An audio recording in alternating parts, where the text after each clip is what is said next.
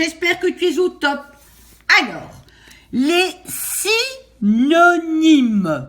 Alors, un synonyme, en fait, c'est quelque chose qui est identique. Voilà. Qui est pareil. D'accord? Ça, c'est assez facile à comprendre. C'est la même chose, en fait. Voilà.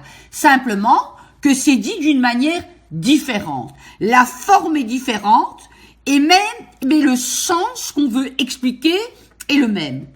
On emploie ça souvent dans la littérature parce que quand on écrit un texte, on n'aime pas répéter dans la littérature, dans les livres, le même mot. Donc on essaye de mettre un autre mot mais qui est identique. Alors, exemple, vous avez d'abord par exemple pour les verbes. Pour les verbes, eh bien par exemple, le verbe partir, eh bien on va lui donner en synonyme par exemple abandonner. Bon, c'est triste d'abandonner, mais bon, ça fait partie de la vie. Abandonner, on peut échapper, partir, échapper. On échappe à quelqu'un qui nous court derrière, d'ailleurs. Alors, marcher, simplement, aussi. C'est partir aussi. Détaler. On détale. Voilà. Décamper. Voilà. Donc, dans la littérature, on va employer, par exemple, je vais vous donner un exemple. Il est parti loin de moi. Il a détalé. Ça veut dire qu'il s'est encouru. D'accord? Alors, vous pouvez également, nonobstant. Alors, nonobstant, ça veut dire autrement encore. Il y a un verbe, mais vous pouvez aussi avoir un synonyme avec des noms. Alors, on va prendre un exemple. Je vais changer de couleur. On va par exemple mettre un logement, une habitation, voire même une maison. OK? Alors, donc ça c'est 1, le synonyme dans le verbe, 2 dans le nom, et vous pouvez également l'avoir en adjectif.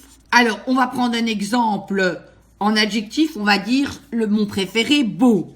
Alors, on peut mettre en synonyme éblouissant, éclatant, bon, exquis. Voilà. En fait, vous voyez, c'est une forme différente. Donc, une forme, c'est comme si c'était un carré et un rond, c'est-à-dire le mot est différent, mais ils vont tous les deux dans le même sens. Et on sourit.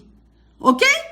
Donc, logement, habitation, exemple, j'aime ce logement, je crois que c'est une habitation qui me conviendrait.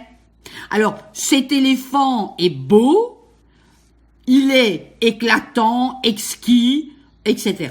D'accord? Donc, le synonyme, c'est identique pareil. D'accord?